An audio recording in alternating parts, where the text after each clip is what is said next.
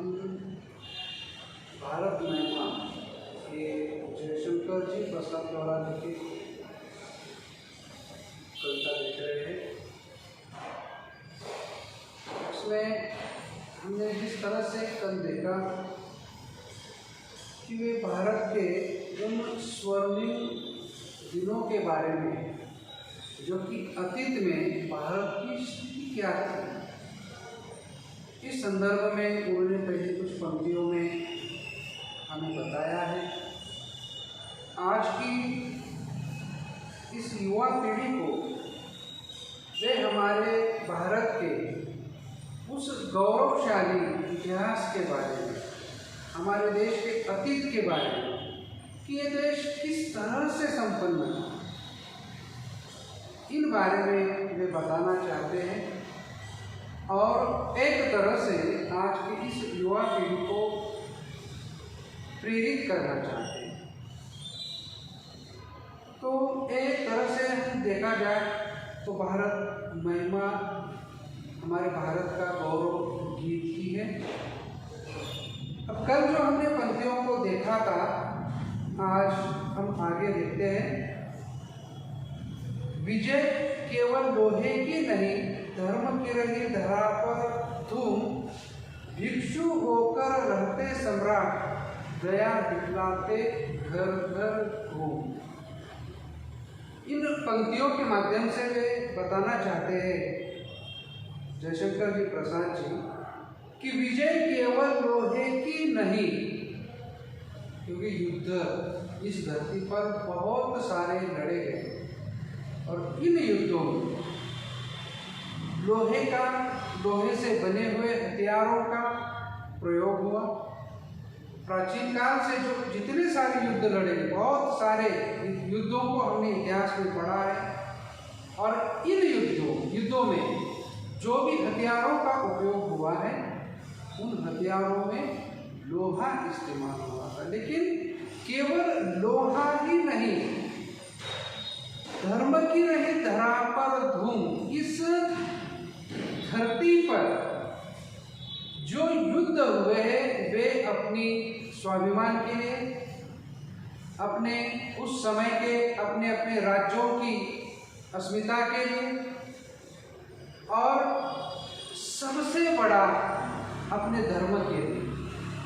तो उसका बचाव, उसकी रक्षा करने के लिए अनेक सारे राजाओं ने उस समय के युद्ध लड़े हैं, क्योंकि हमारे देश का इतिहास ये हमें बताता है, ये समझाता है कि इन देशों पर अनेक बहुत सारे लोगों ने आक्रमण किए जो कि बाहर से आए थे, किसी और देश से आए थे और उन्होंने इस देश पर आक्रमण किए। लेकिन इन आक्रमणों को हमारे राजाओं ने अपनी ताकत से, अपनी शक्ति से, अपने उन हथियारों से उन आक्रमणकारियों को परास्त किया, उनको इस देश पर राज्य करने से रोक रखा। ऐसा अनेक युद्धों से ये हम इतिहास के माध्यम से जान जाते हैं, क्योंकि बहुत सारे पराक्रमी राजाएं इस धरती की, इस धरा की रक्षा करने के लिए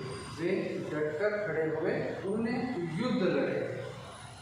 तो विजय केवल लोहे की नहीं, लेकिन जो युद्ध हुए तो उसके पीछे है धर्म की रही धरा पर धूम, क्योंकि धर्म सर्वोपरि रहा है।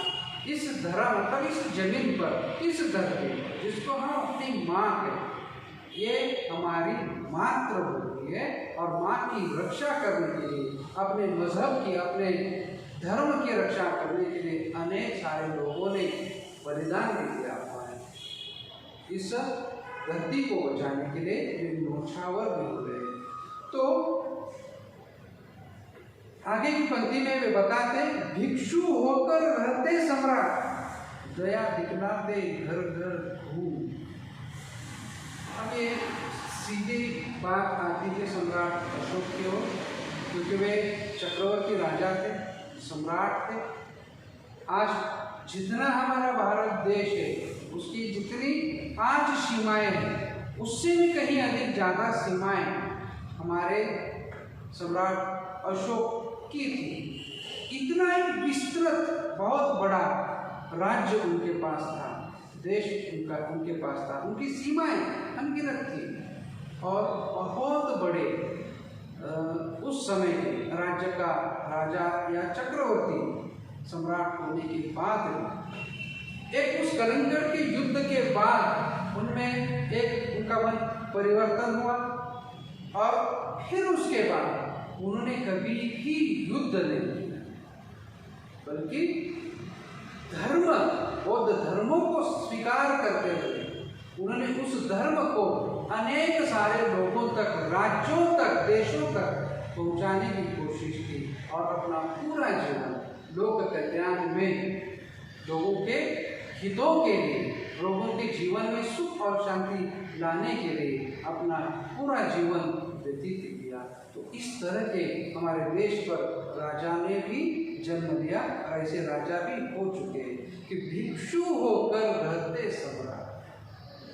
और प्राचीन ये ऐतिहासिक बात है, लेकिन इससे पहले भी अगर हम पौराणिक कथाओं में देखते हैं तो उस समय भी हमारी सभ्यता और हमारी संस्कृति इस तरह से थी कि राजा का बचपन जो हुआ करता है शिक्षा के लिए किसी जंगल में गुरुओं के आश्रम में उनकी पढ़ाई होती थी, फिर वे राजपुत्र से राजा बनते, राजकारभार संभालते और जब उनका बेटा इस राज्य को संभालने योग्य हो जाता तो फिर अपना सारा राज्य अपने बेटे को देकर वे फिर जंगल में अपना बाकी बीता हुआ समय बिताते थे। तो ये एक शिक्षा थी उस समय के लोगों को। राज्य उन राजा बनकर जो एक भोग विलास उनके जीवन में रहता है, जो एक सुख पूरा जीवन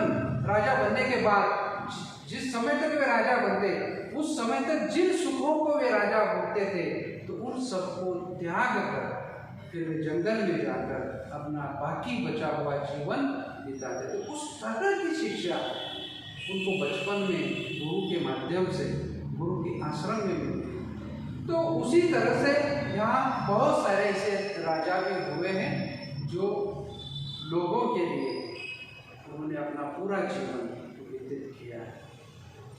तो विजय केवल लोहे की नहीं, धर्म की रही धरा पर धूम, भिक्षु होकर रहते सम्राट, दया दिखलाते घर घर। उन लोगों के प्रति जो कि गरीब है, जिनको जरूरत है, अभाव में जीते हैं, ऐसे लोगों के प्रति राजा उन तक पहुंच जाता था और ये उस समय की बहुत बड़ी बात है। लोगों को राजा तक जाने की जरूरत नहीं, घर घर घूम राजा स्वयं भिक्षु बनकर लोगों तक पहुंच जाता, उनकी समस्याओं को जानता और उसको दूर करने की कोशिश करता। तो इस तरह के राजा भी हमारे इस भारत भूमि पर हो चुके हैं। आगे की पंक्तियों में जयशंकर जी प्रसाद बताते हैं, यवन को दिया दया का दान, चीन को मिली धर्म की दृष्टि, मिला था स्वर्ण भूमि को रत्न, शील की सिंहल को भी सृष्टि। अब जिनके पास ये किताब जब 2 साल पहले नई छपकर आई थी तो एक शब्द यहाँ पर बदला हुआ है, यवन। यवन के साथ पर पुराने किताब में गौरी है और इसका संदर्भ है किसी एक विशिष्ट व्यक्ति के बारे में। मोहम्मद गौरी और पृथ्वीराज चौहान दोनों के बीच जो युद्ध हुआ, उस युद्ध में पृथ्वीराज चौहान ने मोहम्मद गौरी को अनेक बार हराया, करीब 3 बार हराया, उसको बंदी बनाया और फिर उसको जीवन दान दिया, उसको छोड़ दिया और फिर चला जाता, लौट कर आता, फिर चला जाता, लौट कर आता। और जब तीसरी बार छोड़ने के बाद जब लौट कर आया पूरी ताकत से और इस बार उसने पृथ्वीराज चौहान को हराया और उनको बंदी बनाया, तो जो दया पृथ्वीराज चौहान ने मोहम्मद गौरी को दिखाई थी, उस तरह की दया मोहम्मद गौरी ने पृथ्वीराज चौहान के प्रति नहीं दिखाई थी। तो इस तरह के राजा थे जो अपने दुश्मन को भी दया के भाव से देखते थे। तो एक उदाहरण उन्होंने दिया है कि यवन को दिया, यवन का मतलब यहाँ दुश्मन है, यवन को दिया दया का दान, चीन को मिली धर्म की सृष्टि। आज चीन हम देखते हैं, आज तो आप सबको पता है चीन के कारण ही हम किन हालातों में। तो उस चीन को, जो धर्म है चीन का, बौद्ध धर्म, इस धर्म को भी हमने दिया। गौतम बुद्ध जो कि मूलतः सिद्धार्थ थे, हमारे भारत भूमि के सुपुत्र थे, और उन्होंने जिस धर्म की स्थापना की, जिस धर्म को अपनाया, उस धर्म के तत्वों को चीन ने भी अपनाया। और आज चीन और ऐसे अनेक देशों में बौद्ध धर्म जो है वहाँ का एक प्रमुख धर्म है। तो ये दृष्टि, धर्म की दृष्टि जो चीन को मिली है, ये दृष्टि उनको हमारे ही देश से मिली। तो मिला था स्वर्ण भूमि को रत्न, शील की सिंहल को भी सृष्टि। आगे की पंक्तियों में वे बताते हैं कि ये धरती, ये भूमि, इस भूमि पर अनेक सारे नर रत्नों ने जन्म लिया, जो बहुत ताकतवर थे, जो बहुत पराक्रमी थे। सम्राट अशोक, शिवाजी महाराज, पृथ्वीराज चौहान, ऐसे अनगिनत रत्न इस धरती पर उन्होंने जन्म लिया। इस धरती के विकास उद्धार के लिए, यहाँ के शोषित लोगों के जीवन को और अधिक विकसित करने के लिए उन्होंने अपने जीवन भर कोशिशें की है, उन्होंने प्रयास किया हुआ है। ऐसे नर रत्न का इस भूमि पर जन्म हुआ। मिला था स्वर्ण भूमि को रत्न। स्वर्ण भूमि, आपको पता है कि भारत को सोने की चिड़िया कहा जाता है, क्योंकि ये भूमि बहुत अधिक समृद्ध, इस कारण से इस धरती को अनेक खनिज संपत्तियों से भरी हुई ये भारत की ये धरती, ये भूमि। और यही कारण था कि यहाँ अनेक सारे लोग इस आकर्षण के साथ भारत में आक्रमण करते।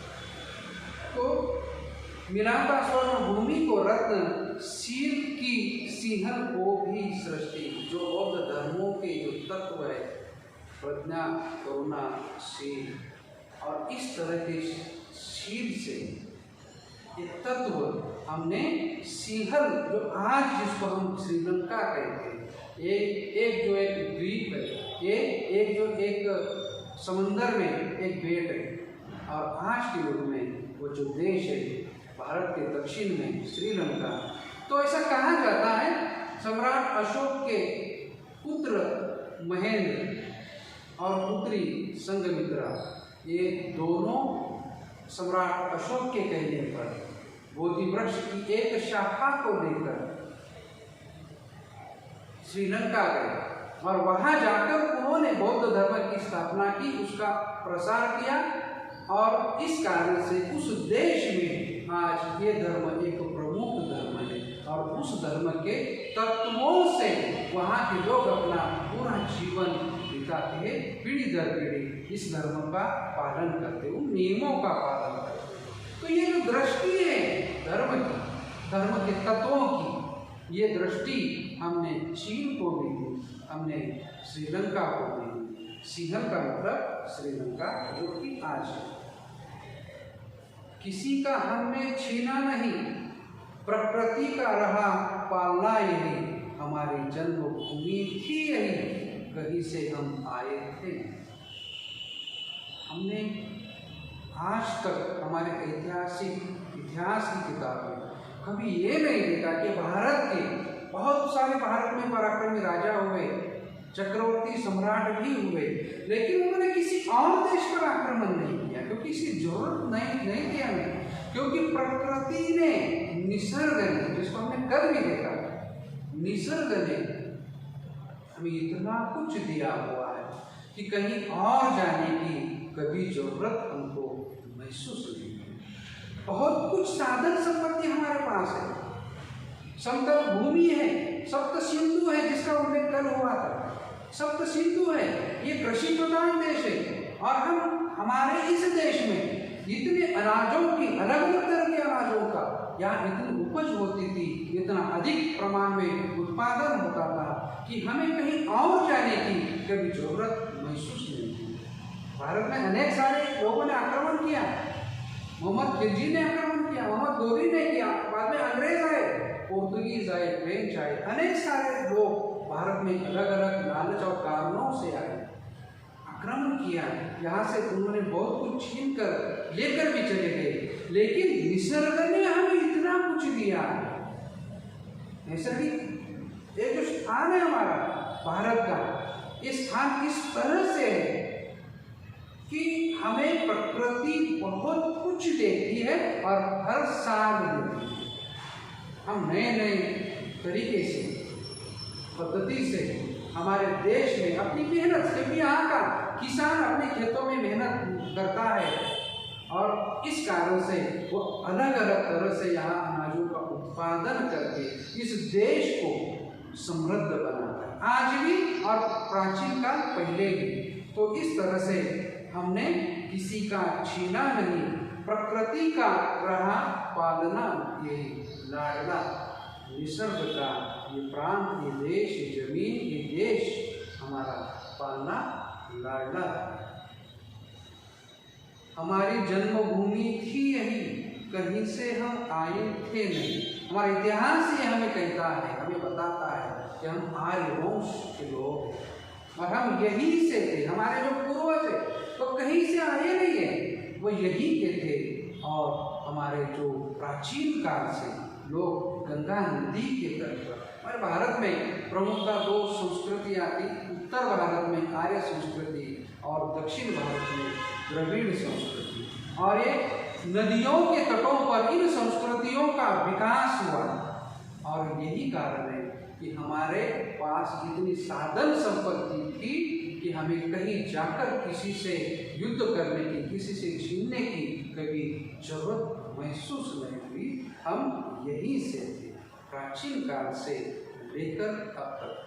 क्योंकि भारत मानव का इतिहास अगर हम देखते हैं तो उसकी जिस तरह से उत्क्रांति हुई आदिकाल से लेकर, काल बदलते गए, अरे काल में बहुत सारे साल लग गए और फिर उसके बाद जिस तरह से मानव का विकास होता गया, तो हमारा जो विकास है, हम हमारे पूर्वज जो थे आदिकाल से लेकर वह इसी धरती पे, इसी देश के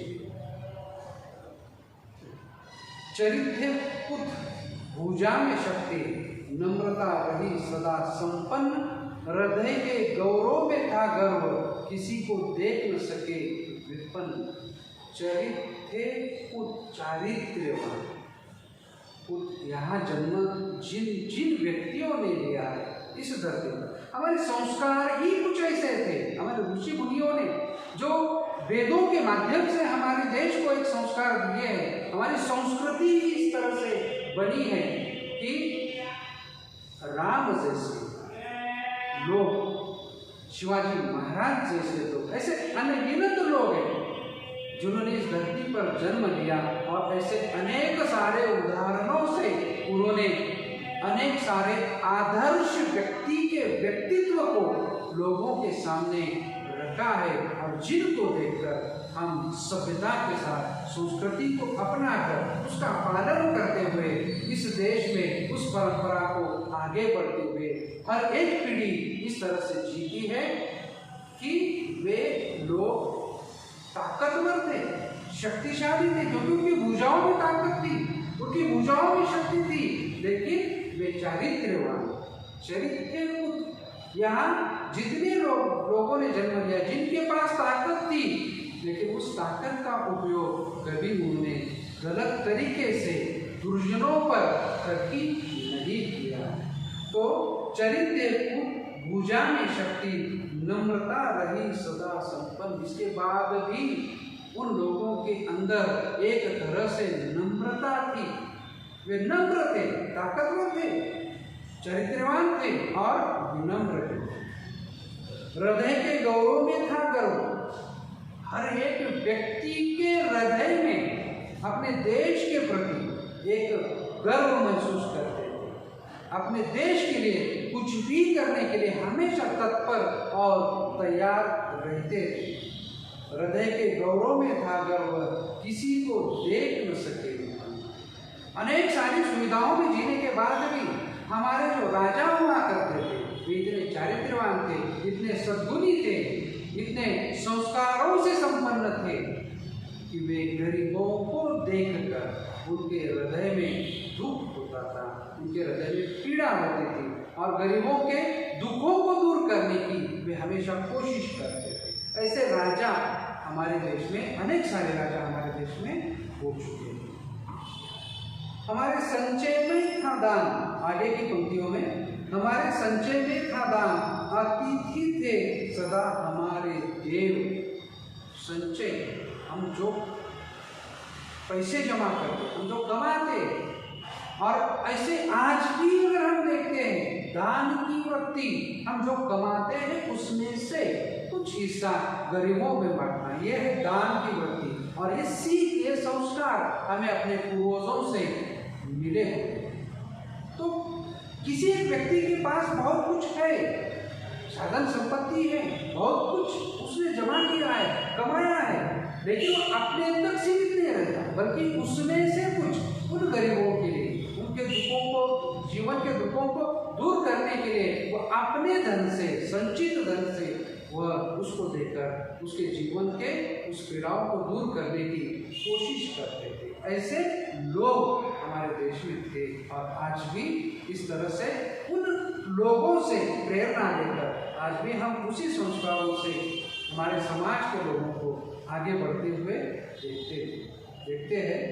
अतिथि थे सदा हमारे देव, आने वाला मेहमान हमारा भगवान के समान है।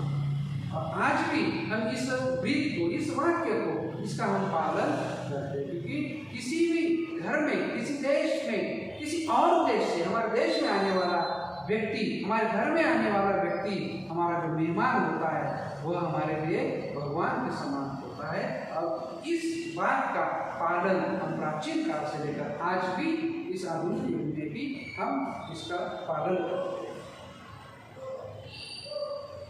वचन में सत्य, हृदय में तेज, प्रतिज्ञा में रहती थी टेव। टेव का मतलब आदत।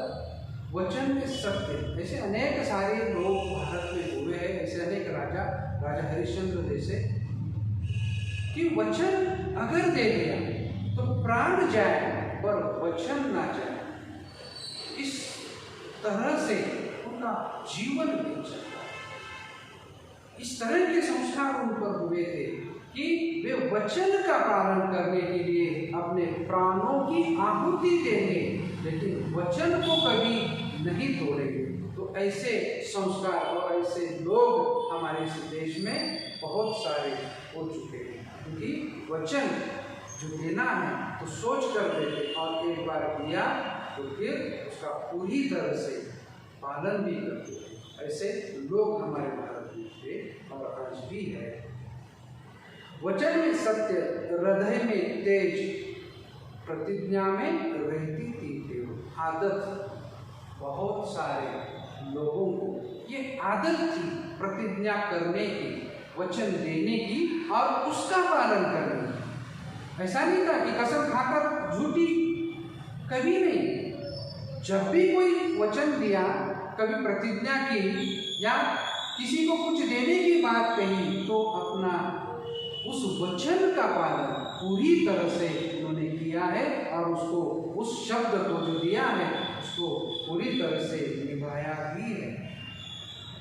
अब तक हमारे भारत के अतीत के बारे में उसका गौरव गान कवि ने किया था, और आज के युवा पीढ़ी को अपने इस भारत के अतीत के बारे में बताकर, उसकी गौरव गाथा को सुनाकर अब ये अंतिम कुछ पंक्तियों में वे बताना चाहते हैं। वही है रथ, वही है देश, वही साहस है, वैसा ज्ञान, वही है शांति, वही है शक्ति, वही हम दिव्य आयस। कुछ बदला नहीं है, हम वही हैं, वही लोग हैं जो हमारे पूर्वज जिस तरह से थे, जो कि ताकतवर, जो कि चारित्र्य संपन्न, और एक तरह से अतिथि को भगवान मानते। जो भी हमने देखा है वो सारे संस्कार हम पर भी हुए। हमारे पूर्वजों ने जिस अवस्था से, जिस तरह से एक सभ्यता और संस्कृति का निर्माण किया है, उस धरातल पर, उस एक रास्ते पर, उस मार्ग पर आज की ये आधुनिक काल की पीढ़ी भी उसी तरह से अपने जीवन के मार्ग को क्रमित करती है, क्योंकि ये संस्कार हमें सिखाया है, हमें बताया है। तो वही है रथ, वही है देश, वही साहस है, वैसा ज्ञान, वही है शांति, वही है शक्ति, वही हम दिव्य आर्य, वही ताकत हम में है, वही साहस हम में है। आज भी हमारा देश और देश की एक तरह से परंपरा देश को और अधिक गौरवान्वित महसूस करने के लिए, और अधिक विकसित करने के लिए, और अधिक महान ताकतवर बनाने के लिए इस देश का हर एक व्यक्ति, हर एक नागरिक अपना सर्वस्व त्यागने के लिए, न्योछावर करने के लिए हमेशा तत्पर और तैयार रहता है, क्योंकि हम उसी आर्य संतान की हम आज की पीढ़ी है, जिन्होंने इस देश को इतना समृद्ध, इतना ताकतवर बनाया है, तो हम उनकी संतान हैं। आखिरी पंक्तियों में वे कहते हैं, जिए तो सदा इसी के लिए, यही अभिमान रहे, यह हर्ष, मतलब हमारे मन में इस देश के प्रति हमेशा गर्व, अभिमान महसूस हम करें। जिए तो सदा इसी के लिए, यही अभिमान रहे, यह हर्ष निछावर कर दे हम सर्वस्व हमारा प्यारा भारत। अगर जरूरत पड़े आज भी, तब इस देश के हर एक व्यक्ति का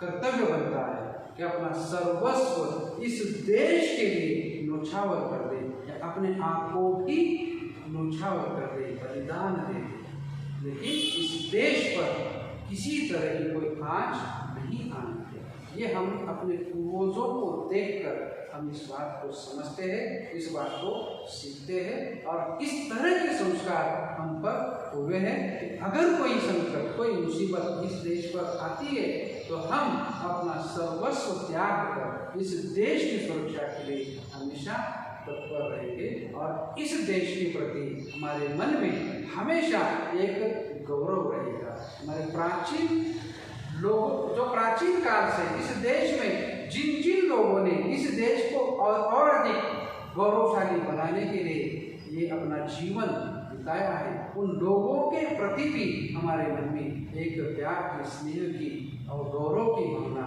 हमेशा रहेगी। तो इस तरह से ये गौरव की श्री जयशंकर जी प्रसाद का आज की सिलेबस में ये पहली कविता, जिसको हमारे से हम समाप्त करते हैं। आप घर में रहिए, सुरक्षित रहिए। धन्यवाद।